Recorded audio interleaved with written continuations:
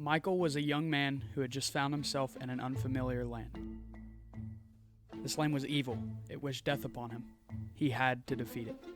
With untrained hands and a panicked mind, Michael fought for survival.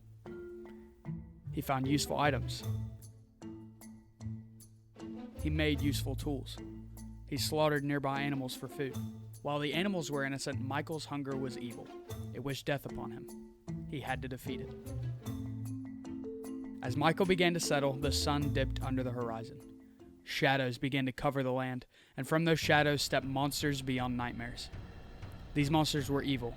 They wished death upon Michael. He had to defeat them. He fought with every last ounce of strength, every last resource, every last moment. And then the sun crested the bloodstained grass. Michael stood victorious. Michael began to explore, finding new items, new ecosystems, new dangers, and a new friend, which he called Prophet, until he came across something he did not anticipate: civilization. A small community of intelligent life who were using their environment to live happily. They were welcoming to Michael. They offered gifts, trades, and conversation. Through this interaction, Michael learned the tragedy of the species. They had been crippled by their world. It swallowed their cities. They turned on each other. They dwindled in population, until one day, they rooted themselves. But behind their suffering was one entity alone: a beast which resides in another plane of existence. The beast guards the gate between the worlds. When old members of the civilization discovered this world, they were trapped by the beast. Without an escape, they adapted to their new environment. They began to transform, growing long limbs, their muscles atrophied, and they learned to teleport. The citizens worried that the beast would never be slain, that the lost remnants of their brethren would decay eternally in their dimension. Learning this, Michael knew what he had to do. The beast was evil. It wished death upon the world. He had to defeat it. Michael began to investigate. He found information from the citizens. He made more tools. He made shelters. He took care of Prophet. Then, one fateful day, he found something new. A ruined structure held by stone supports resting on mysterious red stones. From the citizens, he learned what this was: a portal to hell holding the largest hostile ecosystem known to man. But through this portal was the only resource that would take him to the beast. Michael did not waste time in gathering resources, only pausing to say goodbye to Prophet. Michael repaired the gate and held his breath as he struck rock against steel. The edges of the gate radiated a blinding purple light.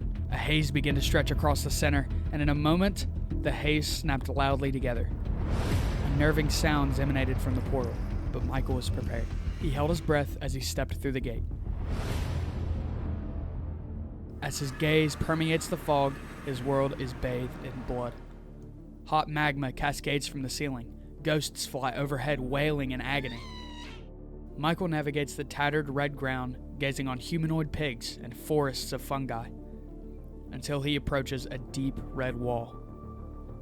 This wall marked the beginning of a fortress built by a generation long past.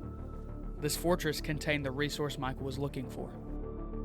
To reach the final dimension, Michael was required to make blaze powder, a powder made by pulverizing a blaze rod. Blazes are the only carriers of these. As Michael navigates through the fortress, he hears a loud, labored breathing. Though this breathing did not sound natural, but rather mechanical. As he peered around the corner, he was hit with a blinding heat. There, floating right in front of him, was a blaze. A disembodied skull surrounded by flames that kills with fire. Michael fought hard, dodging flaming projectiles and keeping his distance. After all, the blazes were evil. They wished death upon him. So he defeated them. When Michael had returned home, he collected the hearts of the beings from the final dimension. They fought back against his efforts, but they lost. And as Michael combined the fiery powder with a smooth pearl, it quickly sprouted an iris, launching from Michael's hands and traveling far to the north. Michael followed the eye.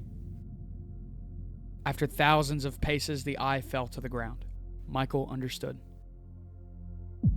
As his pickaxe pierced a hard stone brick, he fell, and in front of him sat his destiny. Only pausing for a moment, he stepped inside the gate.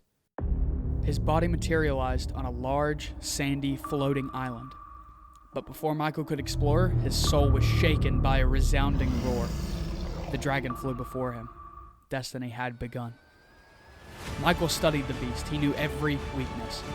He destroyed the beast's healing crystals. He avoided the gaze of the locals. He dwindled the beast to its weakest. And with one final swing, the beast went still. It levitated, floating higher and higher, until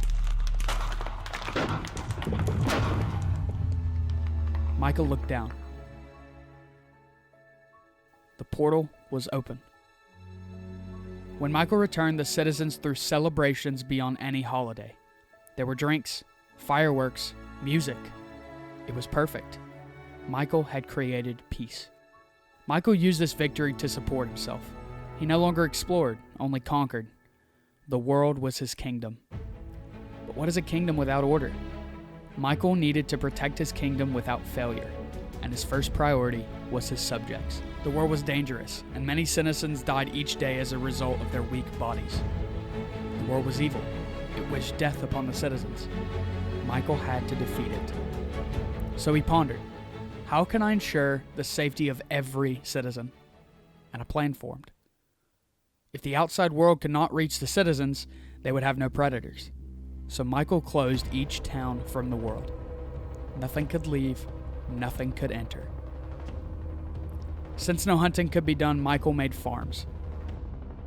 He hunted the beings of the final dimension and harnessed their teleportation. Michael conquered every being that stood before him. And then, for the first time, Michael saw. There were no towns, only prisons. No life, only livestock. No discovery, only suffering. He had not freed a dying world, he had enslaved it. Michael was evil. He wished death upon himself. His walls were dissolved. His livestock was released. His kingdom was freed.